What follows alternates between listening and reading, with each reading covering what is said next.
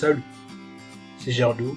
Sur cette chaîne, je partage mes connaissances en programmation. Si le sujet de la programmation est quelque chose qui t'intéresse, je t'invite à t'abonner et à activer la cloche de notification pour être informé de l'apparition de nombreuses vidéos sur la programmation. Dans ce nouveau tutoriel, nous allons parler de la liste sur Dart et ainsi que les différentes méthodes de la liste sur Dart. Une liste est un ensemble d'éléments. Elle a pour syntaxe liste, type de données,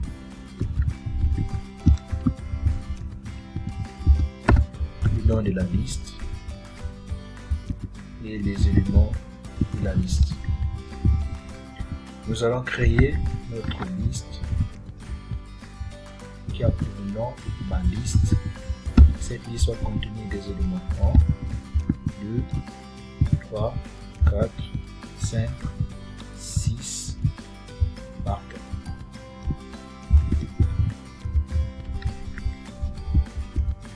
Nous allons préciser le type de données, la liste, le type int. Le fait de préciser le type de données nous dit aussi que le type d'élément du type string ne peut pas être affecté à la liste de type int. Quand on précise le type de données, tous les éléments de la liste doivent être du même type que le type de données qui a été précisé ici. Nous allons supprimer l'élément marqué. Nous allons afficher le contenu de notre liste.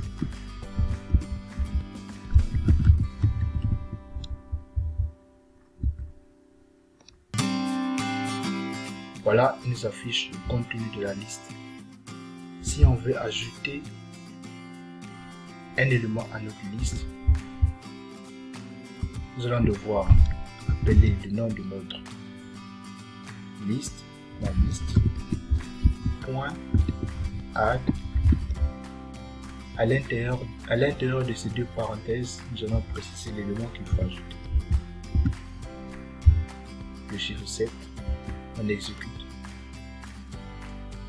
Voilà, il nous affiche le contenu de la liste avec l'élément qui est ajouté. Mais si on veut afficher le contenu de la liste de manière inverse, c'est-à-dire en commençant par 7, 6, 5, 4, 3, 2, 1, nous allons utiliser le nom de notre liste, point, reverser, point, to, liste. On exécute. Voilà, il nous affiche le contenu de la liste de manière inversée.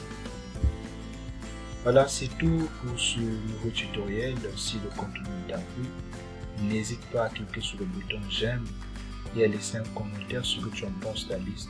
À nous revoir le vendredi pour le nouveau tutoriel. Ciao!